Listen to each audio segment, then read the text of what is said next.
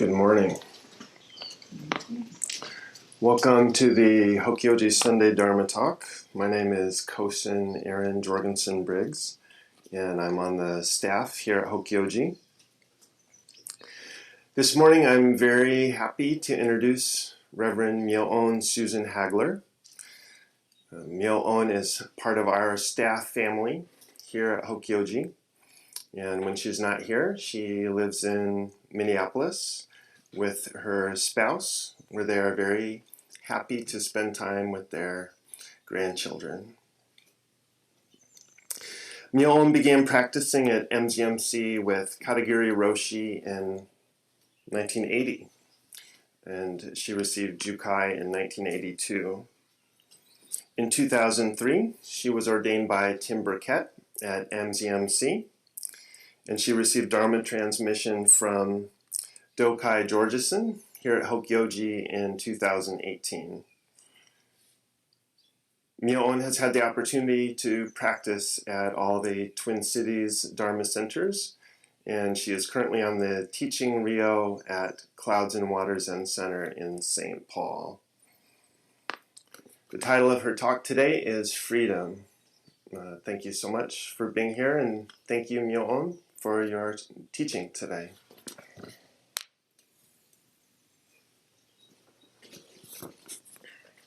Yes, I have to unmute myself. Good morning, everyone.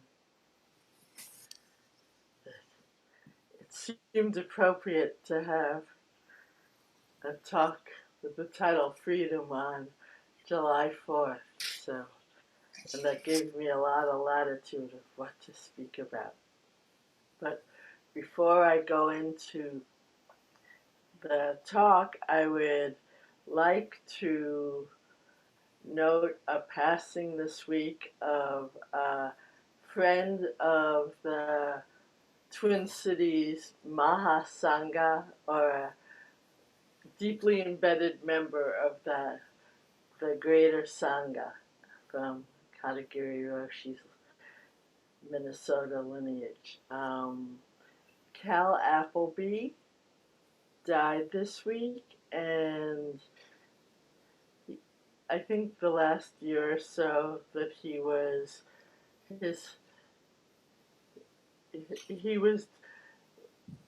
letting go and to his life. But Cal was an early member of Minnesota Zen Center in the in the 1970s, and he was instrumental in starting a group called the Betty White Project. Betty White was another member of MZMC who had passed away, and part of what the Betty White Project did early on in the 80s is that Cal made connections for practice in the prisons and bringing the teachings to the prisons. And I know I also worked with him. He brought the practice to older age assisted living and nursing homes. And so Cal had this habit of not waiting for people to come to us, but going and bringing the teaching to people where they were. And he was truly beloved in our community. And although he didn't come to Hokyoji much, I think maybe only once or twice, I was at Hokyoji when he came to visit with his partner Lori a few years ago, and he really enjoyed his visit. And he's lived a good life, and so I just wanted to note how wonderful Cal was and that he's now free. So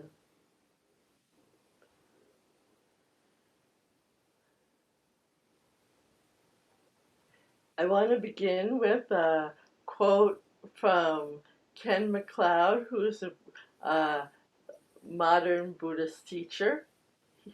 that I think he began his practice with Zen practice at San Francisco Zen Center, but then went on to other types of Buddhist practice. And he's a wonderful teacher. And he wrote this article in the winter of 2012 in the Tricycle magazine, and it's called Freedom and Choice. And I just have a few nuggets from the article.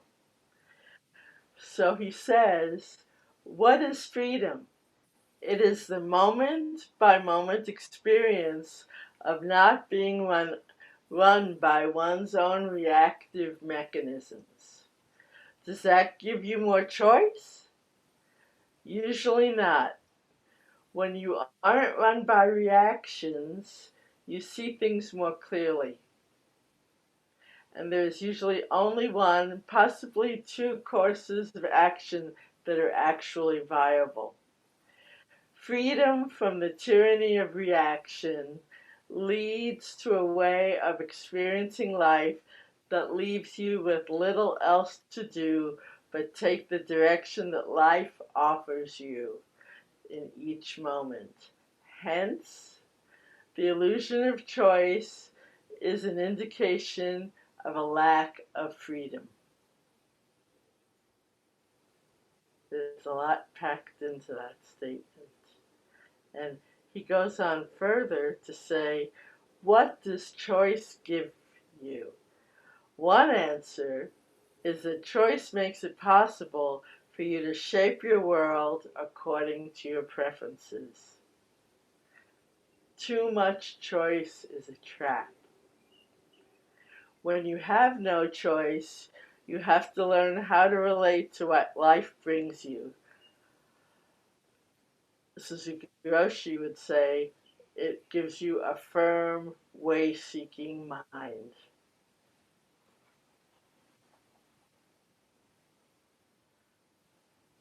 So,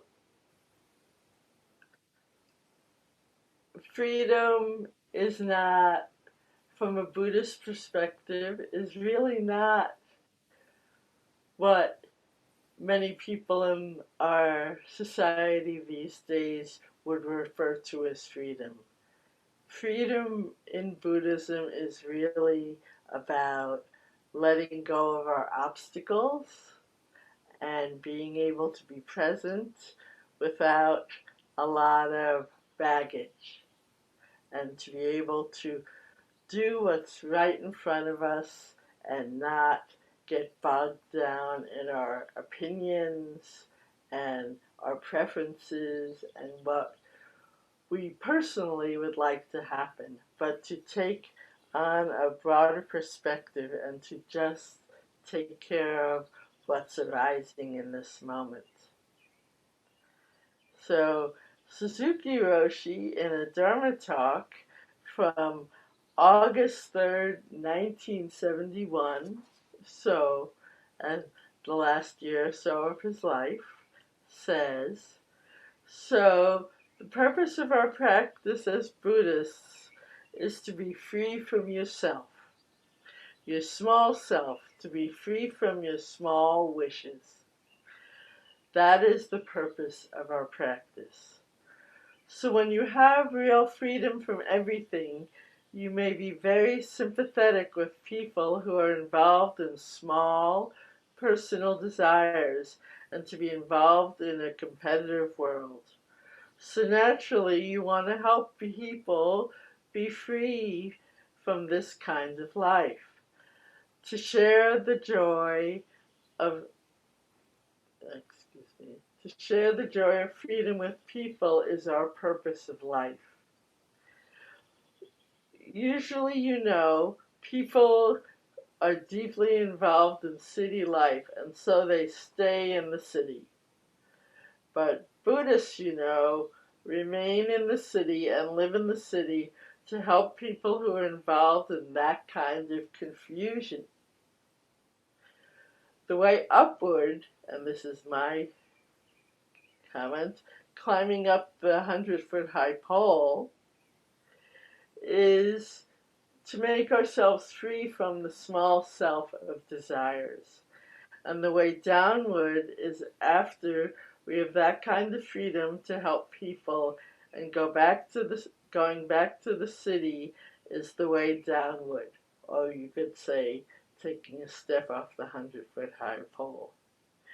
And this is my comment too, to go back into the marketplace with our feet firmly planted on the ground.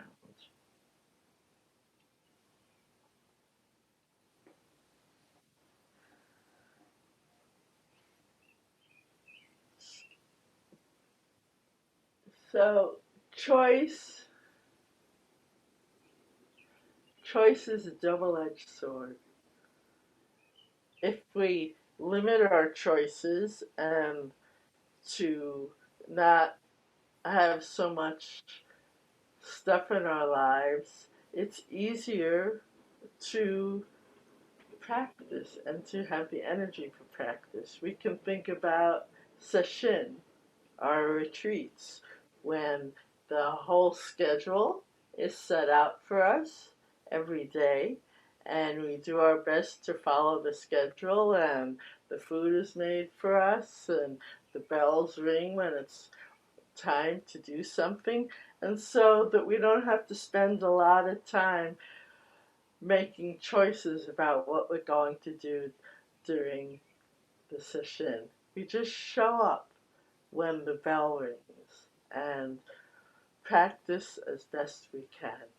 And there's a real freedom in it, in not having to worry about what am I supposed to do the next moment, or what do I want to do, what do I prefer to do, and just let it all go and just follow along as best as possible, taking care of ourselves, but just following the schedule.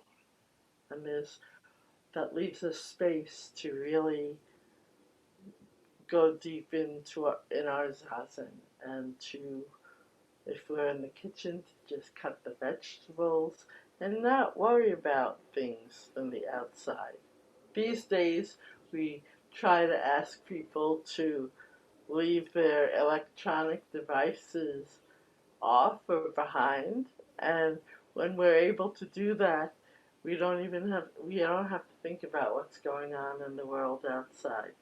I don't know that we're always successful in doing that. People do have the choice whether to go with that or not. And if they put their energy into practice and say, okay, I don't need to know what's happening in the world today. I'll find out what Donald Trump is up to next week or something. So, then, the more we can let go, the more opportunity to be free we have. So Brad Warner, in his blog on freedom, equality, and justice, that was a blog post from October 8th, 2020, was talking about Dogen, and he says, when Dogen talks about being free, he means being free from delusion and attachment. He does not mean the freedom to do what one wants to do. In fact, that sort of idea about freedom would be one of the delusions that practice helps us get free from. And this is me. Perhaps our only authentic choice is to walk on the Bodhisattva path. When we have digested this, true freedom arises. So when we take up this practice, apparently in the everyday world, there's so many choices we can make. But practicing compels us to just let go of a lot of the baloney and just see what's arising every moment and taking care of what's happening.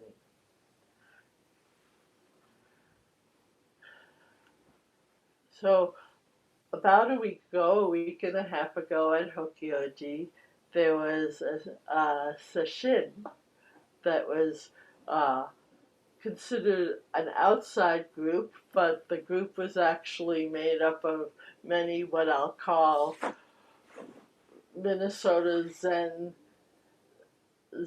expatriates.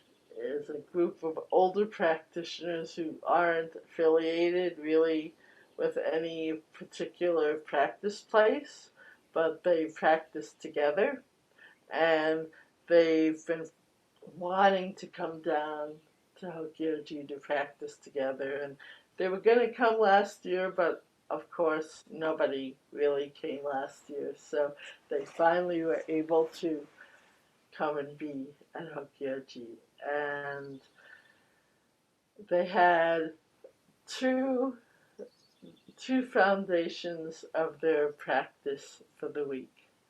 The first one was to practice in silence, and the second one was to not tell anybody else what to do. And I'm going to expand that a little to maybe think of not telling oneself what to do either. And Hokyoji Susan Nelson and I were the cooks for the retreat, that we were kind of the hired help, that Hokyoji offers an option for people to have the cooking done for them. And so Hokyo and I actually took those two aspects of their practice and brought them into the kitchen. And it was quite profound that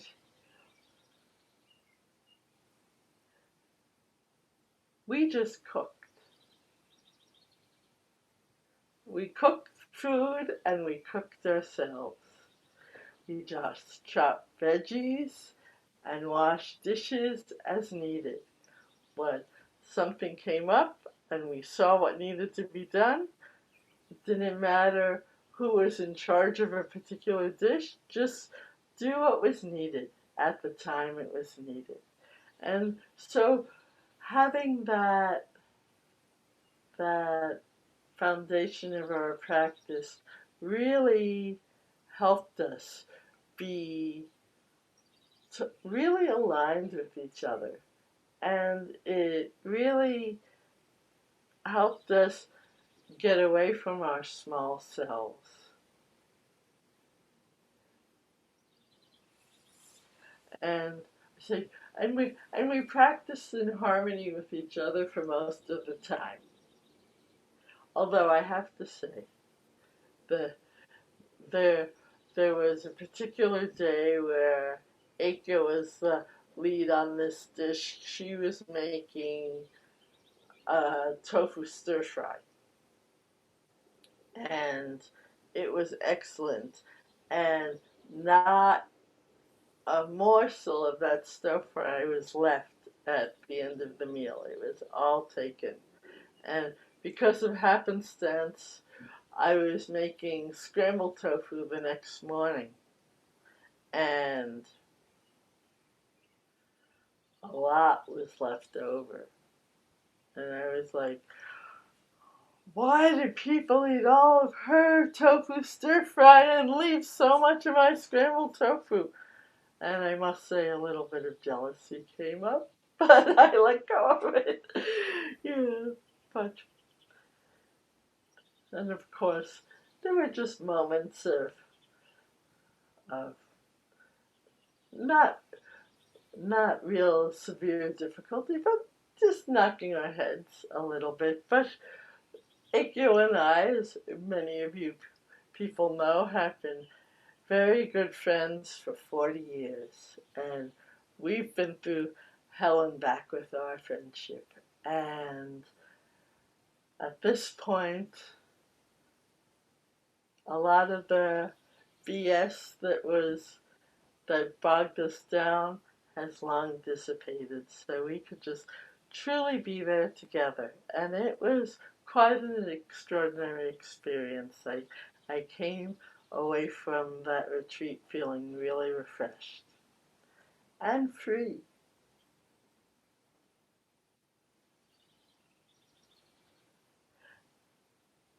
The next thing is that last Wednesday, as was mentioned, I'm part of the teacher group at Clouds and Water Zen Center.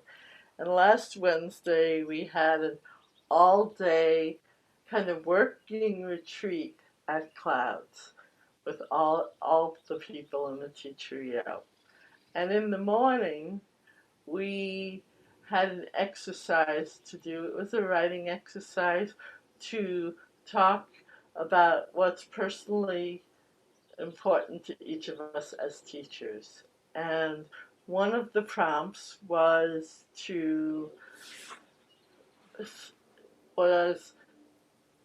if you only had 5 years to live, what would you want to do with those 5 years?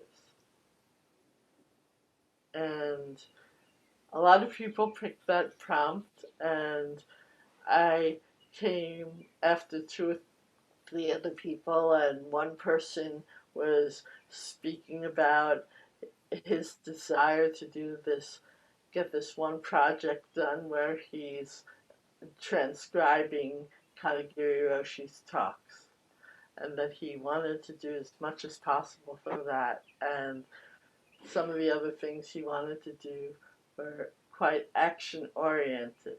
And the next person had some combination. And I had concentrated more on how I wanted to be for the next 5 years, with a few action items in there, rather than exactly what different tasks I wanted to do. And I wanted to share some of them with you, because they all, I think, really point to wanting to be free. To declutter my life physically and psychologically, to take care of myself and all I encounter, to be yes with a capital Y-E-S, to what arises with an open heart mind. I gave a talk a couple of weeks ago about being yes, not just saying yes, and embodying the being accessible. And that includes sometimes saying no. That because sometimes saying no is saying yes to ourselves and taking care of our own selves. Okay. To respond to requests without imposing a point of view. To share my life to benefit all sentient beings. And this comes from a long time ago when I first was at Minnesota Zen Center in the early 1980s. I was in my early 20s, and I had this car, a Toyota Corolla, that was in fairly good running shape. And at that time around MZMC, people didn't have cars that were in good shape, and often they couldn't be relied on. But it seemed like my car was fairly reliable. And here I was, this young whippersnapper with a good car, and I felt kind of guilty about it. And I went to Katagiri-Roshi one day and talked about it, and I said, I feel kind of guilty that I have this car when others don't have good cars. And he said, as long as you're using your car to help all sentient beings, it's fine. And so I broadened that to really, if I'm using my life to help all sentient beings, all beings, it's fine. And there's something very freeing in making that vow and serving other people.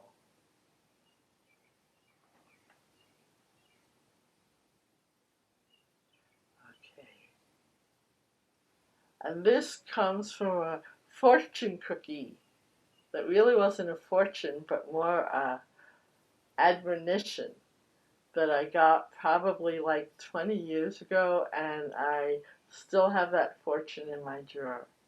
And it says, live with an attitude of gratitude. I've found that gratitude is a very important aspect of my life, to be grateful for what I have, and including material things, but for the friendships I have, for this practice we have, and to know that this life isn't about me. It's about all of us. Last week, Onryu Kennedy gave a talk, and one thing she said was, nobody is free until everybody is free. And we each have to make our own effort, but we each have to be there for another person. She was talking about this story that I think, storybook that Shohaku Okumura had written, that's called The Squabbling Squashes.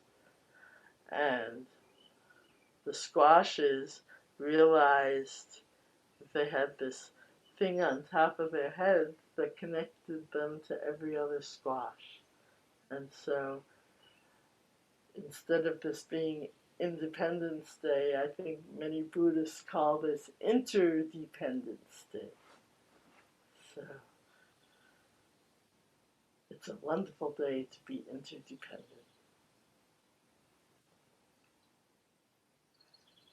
And so here's one of my more action-oriented steps I wanted to take in the next 5 years. And I kind of listened to Dokai speak about the fact that he wants to die at Hokyoji, and I thought that, well, that's a pretty good idea. So I said, in year 4 out of my 5 years, I want to move to Hokyoji and finish my life there. So, who knows, maybe we'll have to have some younger people taking care of the older people. We'll have to work on that. But to experience the freedom of that. Oh, it's 10 o'clock already. Time goes quick. Okay. So I wanted to end with this quote from Pema Chodron. She says, the most difficult times for many of us are the ones we give ourselves. So when we can create our lives and to have less obstacles and difficulties and to get out of our own ways, then freedom can arise. That's what I have to say. I want everyone to be well this Interdependence Day. So please, if you have any comments or questions,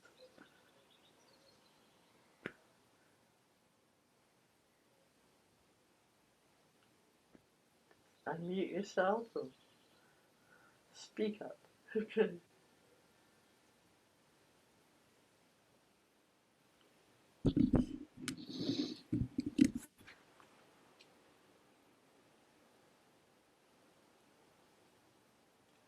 Howard, you're muted.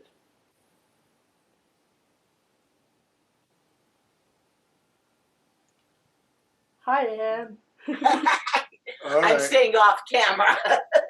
She doesn't feel that she's ready for public viewing. But what I was going to say is I really liked your illustration of the 2 tofu dishes, and I'm glad that you were able to say that out loud.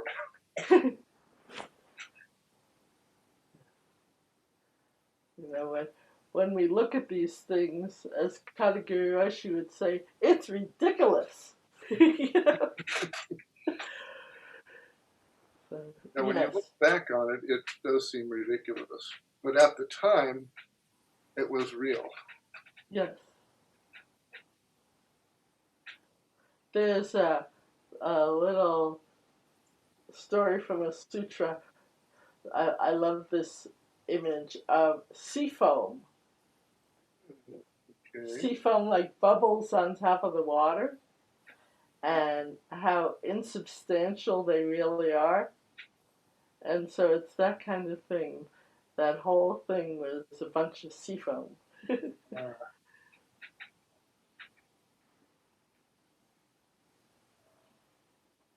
Mary? Thanks, Myo-On, for your words. So I have a question, and it's something that I've been struggling with since kind of COVID has been somewhat over, and we're all back with our families and friends, and you know, doing whatever, volunteering here and there. And this is, I want you to comment on this. One of the things that I struggle with is since like I retired about 3 years ago from nursing, is the feeling of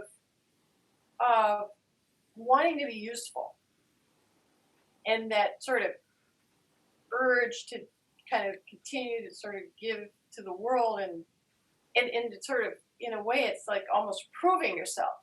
I can be useful in this setting, I can do this, I can this and this.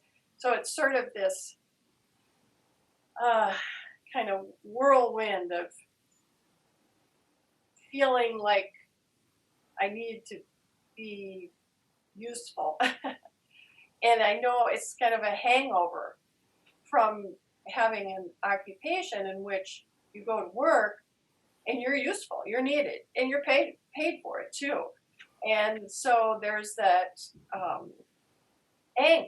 anxiety about that I'm feeling.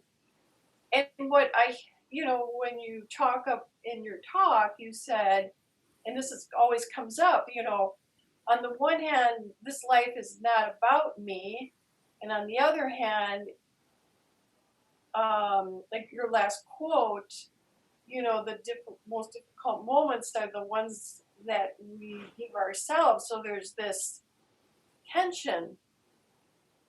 I'm wondering if you can comment on that sort of being out in the world and then really not being out in the world and taking time for yourself, because I hear both of those messages from you today.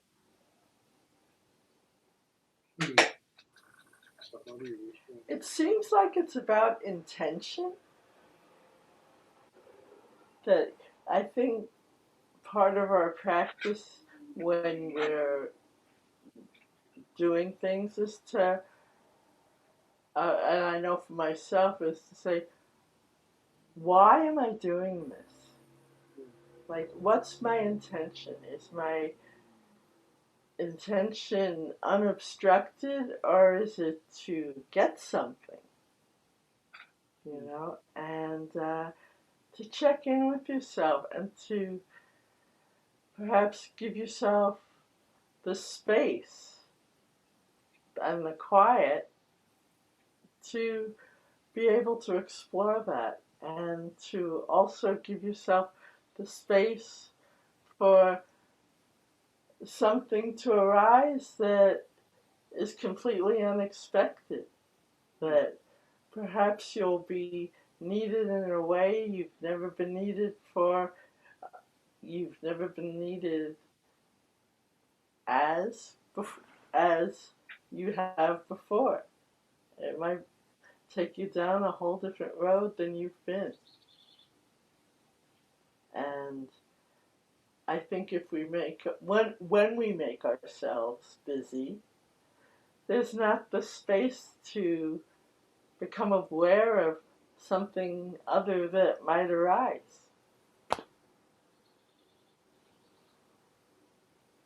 So I guess intention and taking your time is what I would say.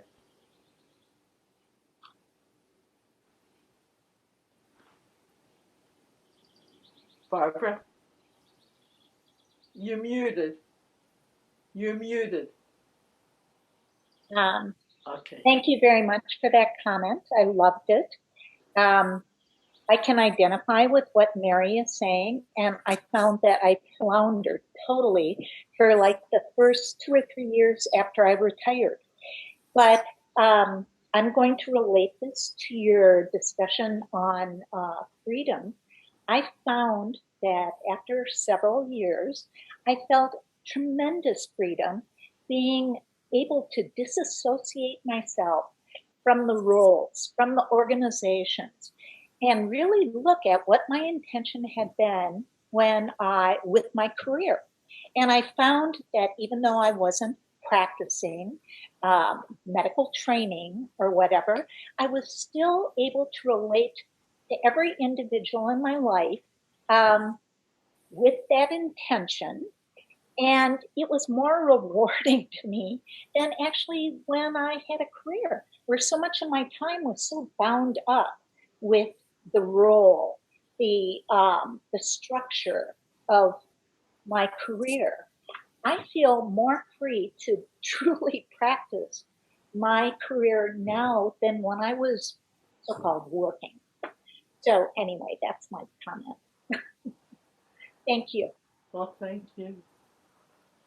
I think there's something to the statement, older and wiser. Not always, but I think there is. Older, definitely. That we don't waste as much time on stuff that seems so important when we were younger, you know? So, there's some wisdom. Or exhaustion of all of that stuff, you know? It's exhausting.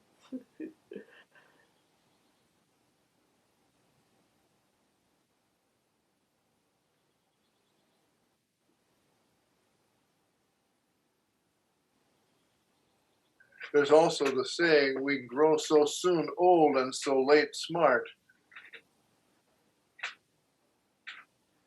which is sort of a lament. I mean, they're supposed to go hand in hand, but the going old often goes way ahead of the getting smart.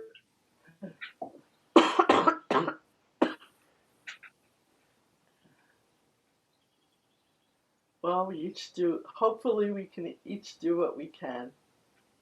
You know, that talking about this Buddhist practice, I think really it's just human practice. I don't think what we're doing is any different than just being good human beings.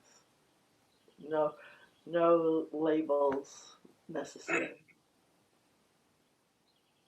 I was thinking about what I would do if I only had 5 years. And basically, I do the same thing I'm doing now, which is mainly being a grandfather.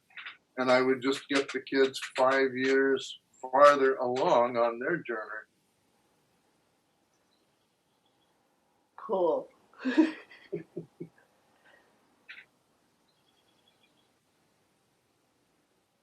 And Ann says the same thing. Now, I see Sherlin's iPhone. Is that Shirley from St. Louis? Yes. Hello. Nice Hello. to see your name. Yeah. Good to be here. Thank you. Yes, welcome.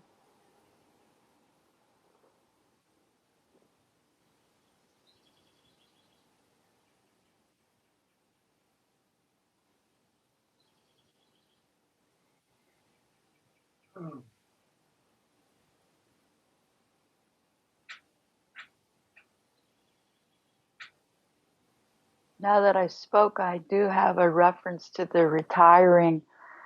And I would like to wish her great relief to be able to lay down our anxiety. I had a very stressful job, and that adrenaline kept me going for a few years after. And I wish someone had told me to embrace that and sit down sooner. Because then I was free. Yeah, it's a delusion. And I wish her haste. Thank you. Thank you. And I think that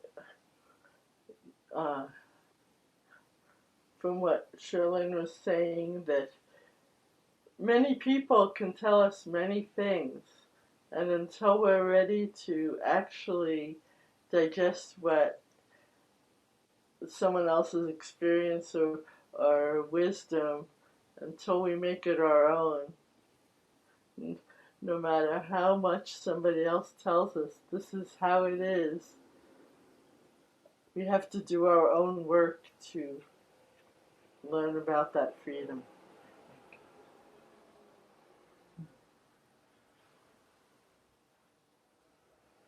Aha, there you are.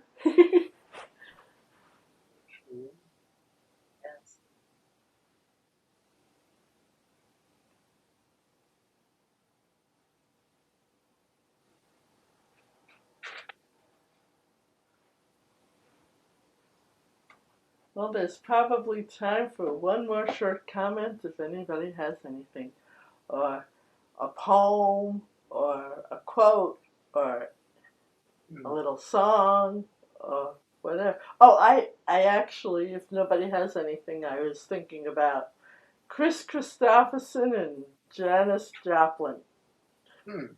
And what a pair.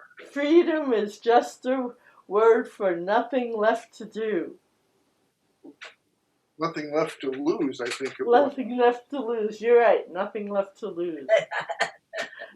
Excuse me. And I think maybe they're casting that in a negative way, but I think in a very positive way when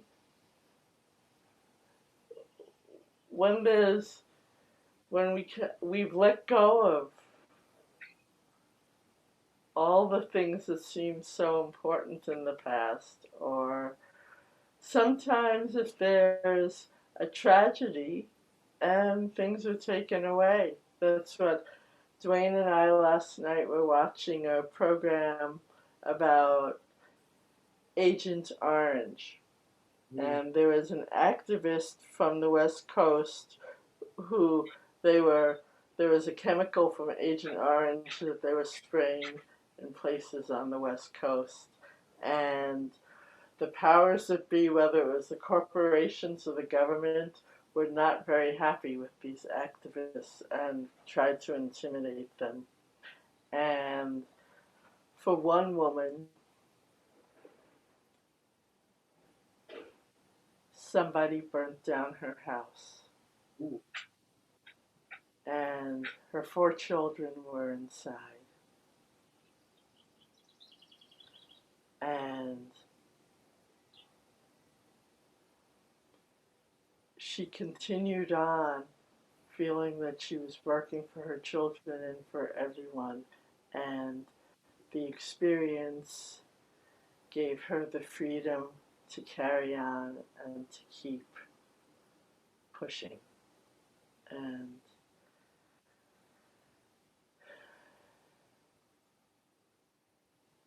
sometimes shocking things happen that give us the energy to carry on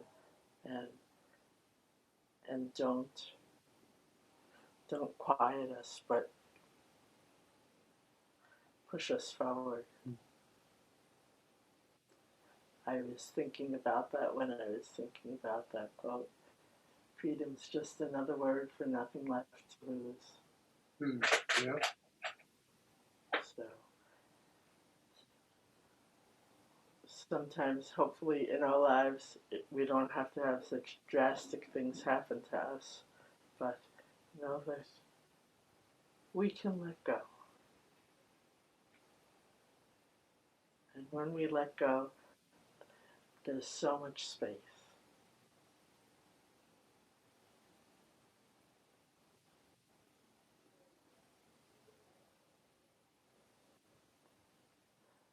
I'm so happy all of you were able to be here today.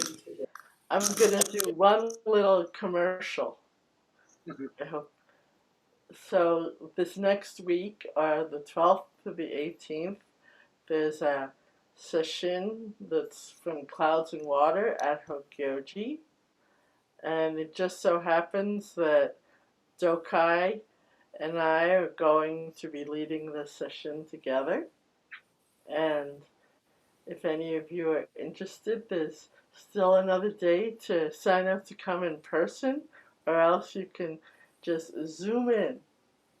So if that sounds interesting to you, please go to the Clouds and Water website. And we're all related, so that's why I thought it would be okay to say something. So be well. Host person? Okay.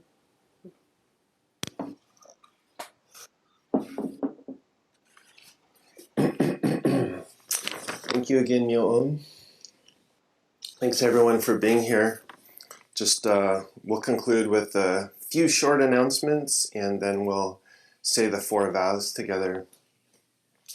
Kyoku-san, could you be the drummer, so to speak? Could you tap the bell at the end of the 4 vows? Thank you. So next Sunday, July 11th, Dokai will be giving the Dharma talk. And you can see the full lineup of speakers, including the topics and their bios, all on our website, hokyoji.org. Video of today's talk and past Sunday talks are also available on our website. And I always like to add a plug, and a good way to support Hokyoji that's hopefully, I think, easy for you is to just connect with us on social media. We have a Facebook page, we have an Instagram page, and that's a good way of helping us spread the word about Hokyoji. So, you know, please like us, or, you know, whatever the kids do, however that works. Ask your children, ask your grandchildren how to do it, please. We're old, but not that old. No, I didn't want to make assumptions. As always, your generosity sustains Hokyoji's facilities and programs. If you'd like to make a donation, there's a link in the chat box.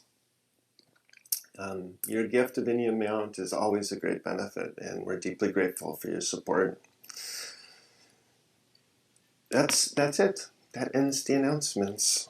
So we'll close and say good morning to each other with the 4 vows.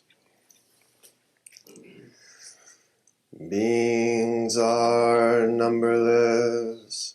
I vow to free them.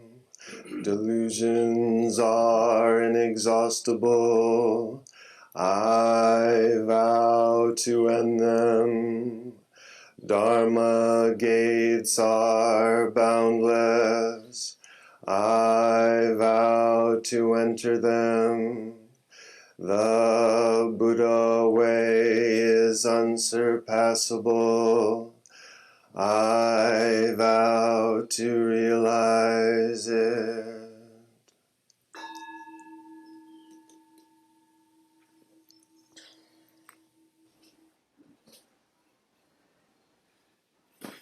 You can unmute if you want to say goodbye.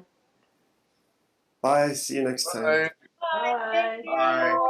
Bye. Bye. Thank you. Where's the fireworks?